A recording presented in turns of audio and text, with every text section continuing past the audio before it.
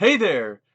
Welcome back to another video, and this time I am telling you why you should appreciate George Lucas. Yeah, I know. But right off the bat, I just want to say, everything that I said in that other video about George Lucas, I still feel the exact same way. I think George Lucas right now, currently, is an egotistical prick. I'm just going to get that out right off the bat. But at the same time, I do appreciate him.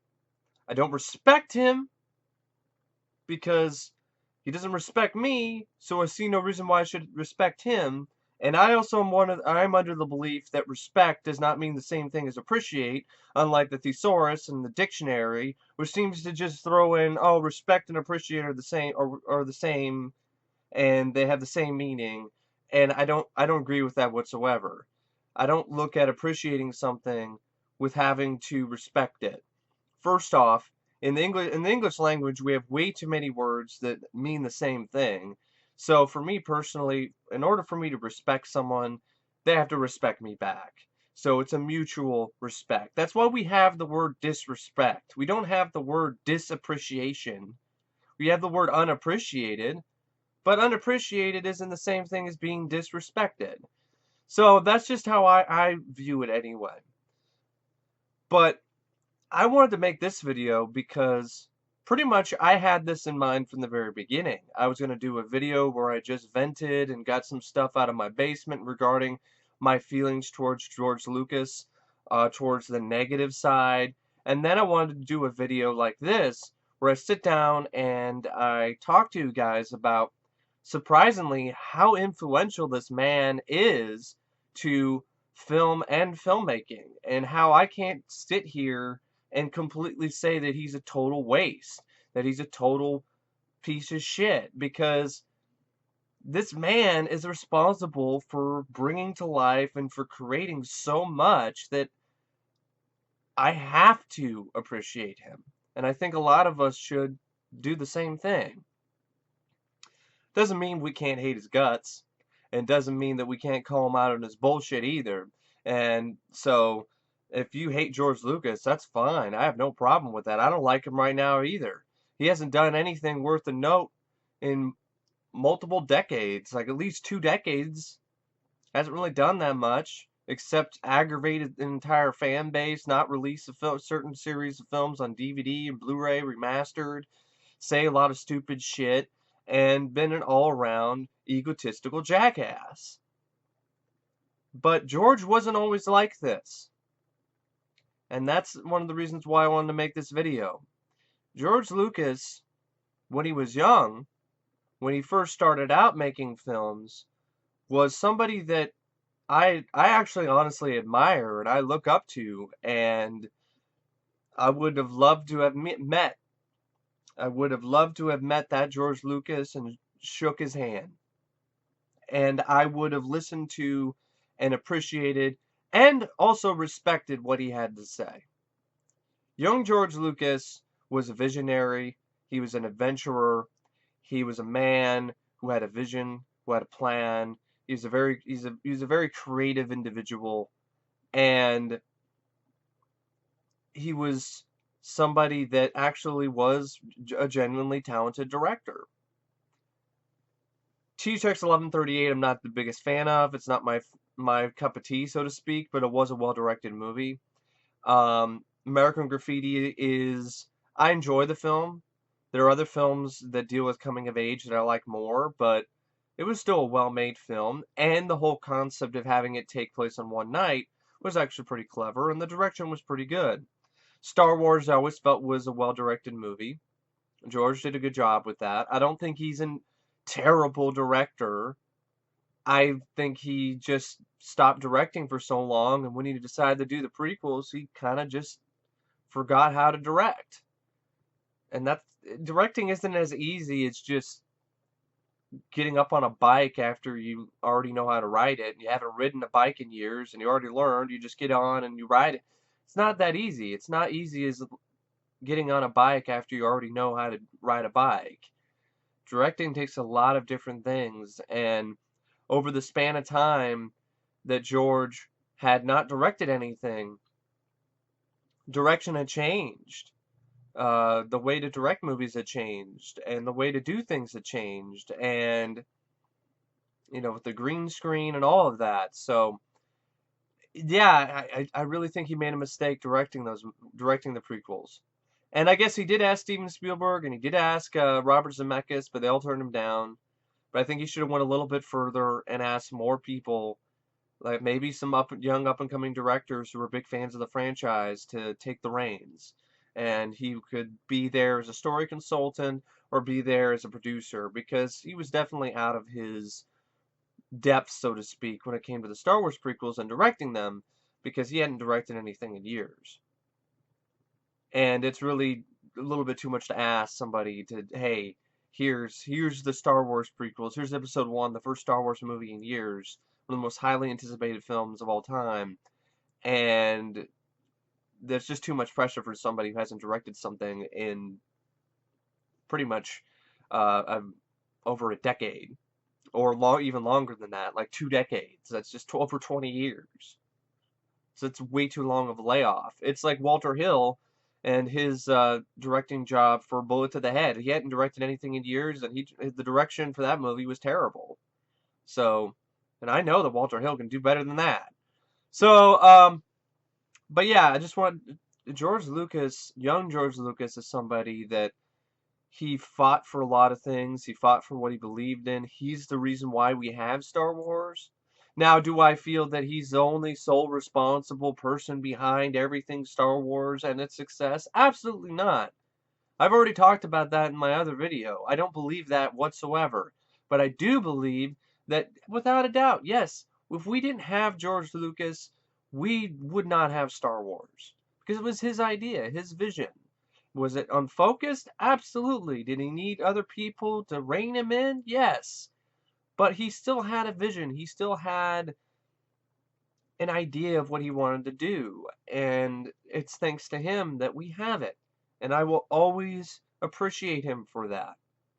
But I don't appreciate and I don't respect him trying to take credit for everything. That's the problem I have with that. Especially for a franchise that has had so many different people work on it. Film is a collaborative effort. It's not just the work of one person. It's not, oh, one person is responsible for it all. That's never the case with any film. So that's what I don't like when George is just sitting there saying they're my movies. They're not your movies. They're a bunch of other people's movies. George. Come on, man. Even Steven Spielberg doesn't go around saying, oh, these are my movies and my movies alone. No. Even he knows better. It's like George doesn't know how to handle PR at all. He doesn't have a good PR guy. So, but George Lucas is not only responsible, folks, for the creation of Star Wars and for bringing it to life, he's also responsible for Industrial Light and Magic. Not entirely, because, without Industrial Light and Magic, you wouldn't have ILM without the special effects artists that were a part of it.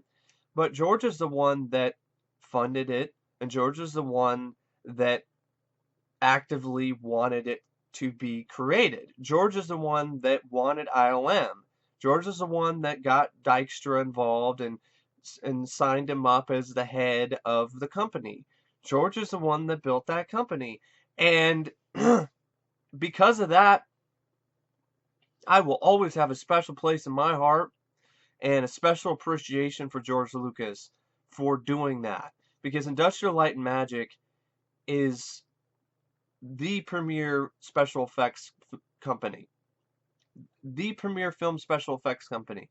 And it changed the face of cinema. And it changed the face of special effects. Special effects pre-ILM had their moments, like with 2001: A Space Odyssey and so forth. But after ILM, it was a whole new ball game. They opened up a whole new perspective, a whole new toy box of visual effects and special effects, and that ILM alone made some of the most revolutionary advancements in special effects technology. And and they are still on the cutting edge to this day. And yeah, they use a lot more CGI now than they did in the past, but yeah, ILM has won multiple Oscars that are well deserved for their visual effects, and they've created so many worlds and brought them to life in ways that a lot of people never thought would have been possible. I mean, even Star Wars, considering it wasn't really made on the biggest budget, created some really spectacular visual effects with the model work and all of that. And that's stuff that I absolutely have to will always have a very special appreciation for Industrial Light and Magic. And without George Lucas, we wouldn't have ILM. And I have to give him props for that. Also, George Lucas is also responsible for non-linear editing. And a lot of people will be like, oh, well, non-linear editing. Like, non-linear editing is something that also completely changed the face of cinema. It's something that we look at and be like, oh, who cares? Whatever, non-linear editing. Like, what is that? What does that mean? I'm just gonna look it up. Let's look at the definition. Non-linear editing system in NLE is audio editing, a digital audio workstation system that performs non-destructive editing on source material. So, what it is, it's something that enables audio editing in a way that does not destroy, and then you also do video, you can do video editing as well. It's something that really, really, really revolutionized editing as a whole, because it made it so films had editing that was more seamless, that didn't really destroy a lot of things. It made it so films can do edits in ways that we had never seen before. So in a lot of ways, hey, I gotta give him huge props for that as well. George is also responsible for Pixar. That was George's company. George helped create that company, helped build that company. He sold it, and they went off on their own, and they became this big thing that they are today. An animation company that has made some of the best and most critically acclaimed animated movies over the past decade or so. So when you put that into perspective, this man's and he also, he helped create Star Wars. He's the one reason why we really have it, for one, really. If he didn't decide, hey, I want to make a Star Wars movie after he couldn't get if he got the rights to Buck Rogers or Flash Gordon, he would have done that, but he didn't get the rights to them, so he decided to do Star Wars. And if he didn't decide to do that, then we wouldn't have the Star Wars films. And I definitely have to give him a lot of, I definitely got to give him a lot of appreciation for that. We wouldn't have Industrial Light and Magic, because a lot of the effects that they did for Star Wars, they did in their garage somewhere. And a lot of it was funded in a lot of ways by George. And George also funded a lot of the Star Wars films, at least the first three. He took money out of his own pocket to fund them. I got to give him credit for that. He also is the one that lobbied for Irvin Kershner. He's the one that had faith in him. And so that's what's so upsetting, is how he just disrespects him nowadays with saying they're my movies in a convention about Empire Strikes Back, when he's the one that lobbied hard for Kershner and was a fan of his work. He wanted David Lynch and David Cronenberg for Return of the Jedi, but couldn't get them, so he found Richard Marquand. So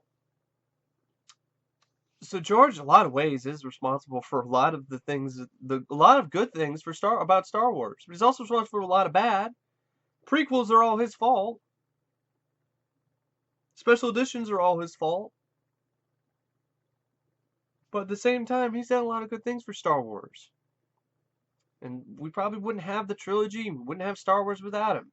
Wouldn't have ILM, we wouldn't have Pixar, we probably might not have non-linear editing. I mean, eventually probably would have gotten that, but maybe it wouldn't have happened as fast as it did, or advanced as quickly as it did. Same thing for special effects, because George was I look at him less of a director mindset, and more of a production designer or special effects guy. He was a technological technologically minded man. And because of that, he helped advance technology, especially in the special effects realm for film, to lengths that had never been before. I mean, the effects that he and ILM created for the first three films are still some of the most impressive visual effects I can think of for a science fiction film. And yeah, and he tried to do it again with episode one with CGI and things like that, and it didn't really necessarily work out. But in that aspect, maybe he should have just stayed behind the scenes after the Star Wars trilogy and after he took a sabbatical, a 20-year sabbatical, and didn't do anything for a long time, didn't direct anything for a while. Maybe he should have just stayed behind the scenes and just been a creator and helped design more technological advances for special effects and for film. But no, basically his ego, which is the size of the Death Star, got in the way, and then it just started ruining everything. And that's why the young George Lucas that I appreciate and respect is a distant memory. Because what we have now is a jaded, egotistical jackass. And that's far from what he was. If you listen to some old interviews from George, or you see some old quotes from George, you see that he's completely contradicted things that he's said himself. It's really sad in a lot of ways. It's kind of tragic because this is all his fault. These are all things that he could have easily avoided. He's a prime example of don't let your success go to your head too much because it can completely destroy your reputation. And that's what's happened to George Lucas. He's let his ego go to his head so much that he's completely destroyed his reputation. But at the same time, folks, just because his rep is destroyed and because we have every right to be upset at him for his questionable and poor decision making lately, does not mean that we should not appreciate him. And that's the thing. I think it's so easy for us to just bash him and just do all these rants and ravings, and he's just is a terrible piece of shit. Fuck George Lucas. And ignore or forget that he wasn't always like this, and he has brought so much for us. He's brought so much to the realm of filmmaking and film and to Star Wars and even other franchises. He helped a lot with Indiana Jones. I actually like that franchise more than I like Star Wars. And he and Steven Spielberg were collaborators on bringing Indiana Jones to life. Of course, Lawrence Kasdan came in and then really put this personal stamp on the franchise. But at the same time, George had his hand in that.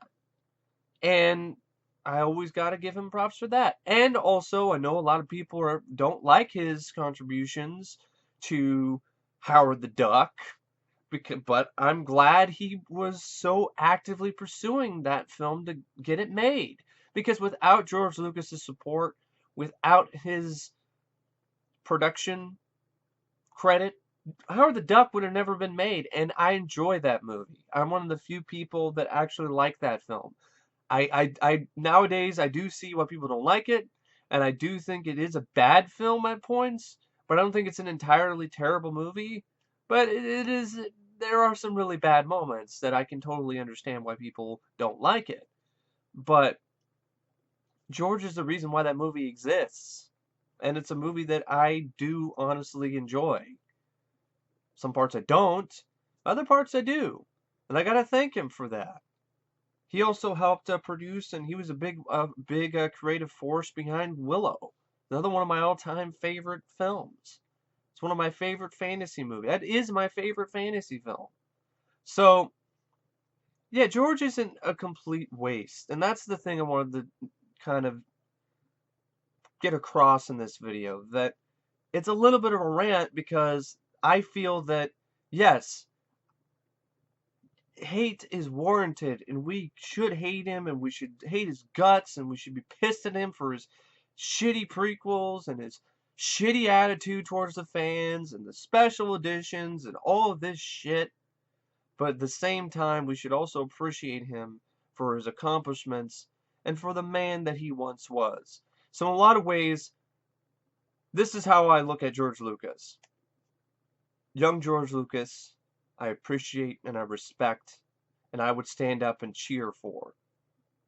Old George Lucas, the Lucas we have now, is an egotistical fuckface who I don't respect and I don't appreciate. I don't want to kick his ass. But that's how I view it. So, yes, in essence, fuck George Lucas. But not all the way, so to speak. Not everything about him. So, yeah, I really don't know what to say except, yeah, we should appreciate him, but it sure as hell doesn't mean we have to respect him. But at the same time, we do need to keep things in perspective. Without him, we don't have Star Wars. Without him, we don't have ILM. Don't have Pixar. We don't have nonlinear editing. We don't have a lot of these other movies either, like Willow. And so, when you put that in perspective, then you realize maybe he's not that bad of a guy as a whole. He's just a shithead now. Maybe he wasn't always a shithead before, but, he's still a shithead now. And so all of the anger and all of the hate and all of the complaints are definitely warranted. I feel the same way that you do about George Lucas, and that's what makes it so frustrating, is because he's done so much good. And that's why we're so angry. That's why we're so upset. If he did nothing but shit for his entire career, then we'd really have no reason to be as upset as we are. We would just be pissed off at him like we are with Uwe Boll. But we know he's pathetic and he's a shitty director, and we're not really like, oh, I hate Uwe Boll. No, he's a piece of shit. He's a shitty director, but he just sucks. George Lucas, on the other hand, he's brought so much good, but he's also brought so much bad to the realm of film. Like, how could one person be responsible for so much good for cinema and also responsible for so much bad? It's crazy. He's literally Jekyll and Hyde. But yeah, I just think that we should definitely feel ire and be upset at what he's done lately, but we also should not forget what he has done for us in the past, which is a lot of good. And that's the main reason why I made this. Yes, we should appreciate George Lucas. Doesn't mean we have to respect him. Doesn't mean we cannot hate him, because we definitely can. There's a lot of people that have done a lot of good in this world that fucked up, and, well, a lot of are hated. And these people are hated. Look at Mel Gibson. A lot of people, I used to love Mel Gibson. And I know a lot of you did as well. Used to love Mel Gibson. Martin Riggs and Mad Max. It was awesome. One of our favorite actors. And then Racist Rants came out and and then all of this stuff came out that put him in, that showed really honestly how he truly felt. And now we hate him for the most part. We're like, fuck Mel Gibson. He's a racist asshole. And rightfully so. But does that mean that he doesn't deserve, some appreciation for some of his past accomplishments? No. I still like Martin Riggs. I like that character. I still like his performances in a lot of his other films. I just don't like him as a man. I don't like him as a person. I hate him as a person. That's the thing with George Lucas. I don't like George Lucas. I don't respect George Lucas as a person right now. Respect George Lucas, young George Lucas, as a person. Don't respect him now, because young George Lucas seemed like a nicer guy. Actually seemed like a good person. This George Lucas is just an asshole. But it's just one of those things. It's crazy. It's How can you love somebody at one moment and then absolutely hate their guts the next? It's crazy. And I think all George really needs to do in order to get people to stop hating him so much is just apologize. That's it. Just say, "Hey, I'm sorry for being insensitive to the fans. I'm sorry for being insensitive to you, and I'm sorry for changing up the original film so much, and I'm sorry for not releasing the original films, and that's why I'm announcing that Disney is going to be releasing the original films unedited and remastered for you all to enjoy." And if he just had a press conference like that and sat and just stood there and said that, he would have the respect of every single Star Wars fan I can think of. We can just let bygones be bygones at that moment, put the water under the bridge, and say, "You're awesome, George. Thank you." But no, he can't put his ego aside to do that. So we're still gonna think he's an asshole. So, but for the same time, folks, just because we think he's an asshole doesn't mean that he hasn't done some good things for us, and we should not forget that. That's all I'm trying to say here. But anyway, but it doesn't mean we should just give him a pass either. That's another thing. Just because he's done some good things for us, and a lot of them changed the face of cinema as we know it, does not mean he gets a free pass and gets to be an asshole. No, that's not how this works. It doesn't matter how many good deeds you do. It doesn't matter how much money you give to charity. If you're an insensitive asshole and you're an egotistical prick, I'm not going to give you a pass. And I'm going, well, at least he did these things, so whatever. No, that's not how I operate. And if there are other people who feel that way, awesome. That's fine with me. If you feel, hey, I'm just going to give him a pass. Maybe he's an asshole, whatever, but he's done so much good for me that I'm willing to let that slide. That's cool. But for me personally and for a lot of other people, we're not doing that. But at the same time, we should all appreciate him. At the same time, for a lot of the good things that he's done for us, for Star Wars, for ILM, for Pixar, for editing, and for all the other producer credits that he's had. And yeah. So anyway, thank you for watching, and I will see you guys later. See ya.